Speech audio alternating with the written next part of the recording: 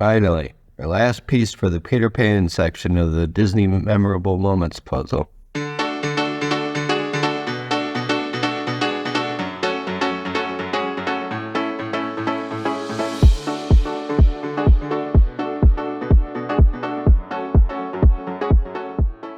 Peter Pan is done, although it took a lot longer than I was expecting, but been a busy summer. But hopefully since this one's done, we can move along a little quicker from here on out. I was kind of torn on whether I should have done a couple more sections before tackling this one, or go ahead and do it now and get it out of the way. I think I'm glad it's done, because this is the hardest section out of all 10 of them, so it's done, it's out of the way, so we don't have to worry about it from here on out. But boy, was it a tough one. So I did end up following the strategy we got from the 1,000-piece version.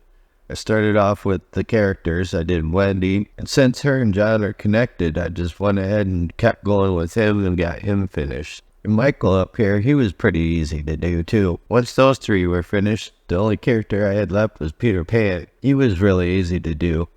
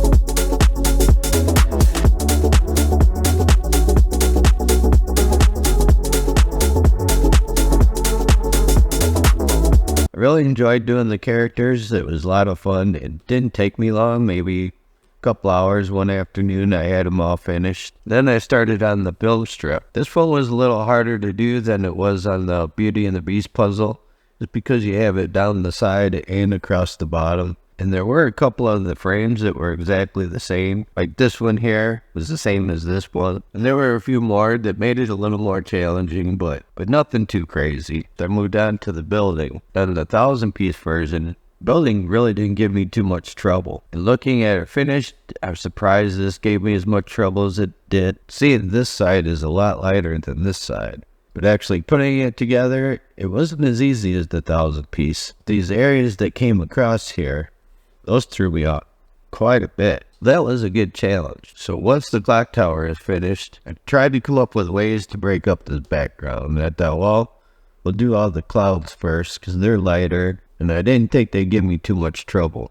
But I was wrong. There's just a lot more of the clouds than I expected. With there being no hard edges around the outside of the clouds, it's hard to tell where they ended, and they're different shades of the clouds, and there are just so many different places of the puzzle. So it was a big relief when I got those done.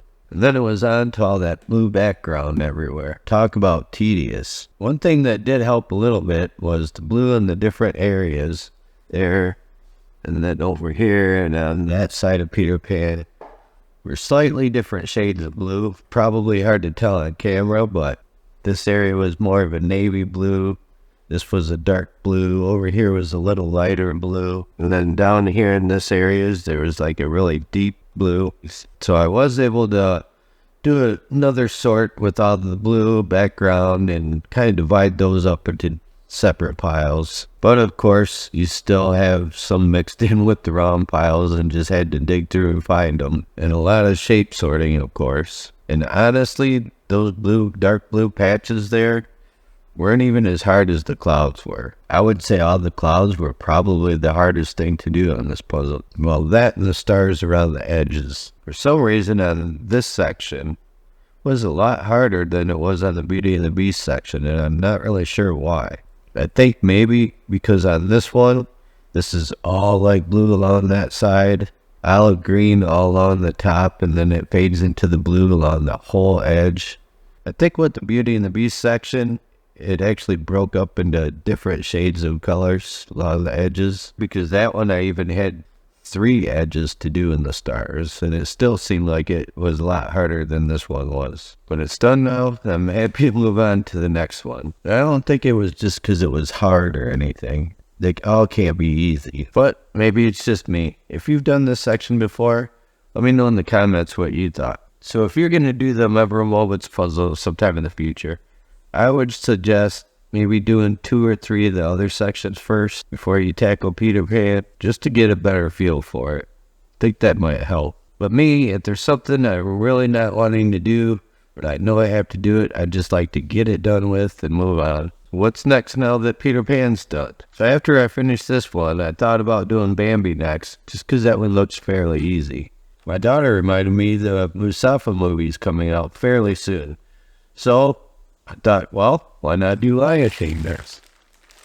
This one shouldn't be nearly as hard as Peter Pan was. There's a lot going on here. This one looks like it'll be a lot of fun. So here's a link for the playlist for this project, so you can catch up if you're new to the channel.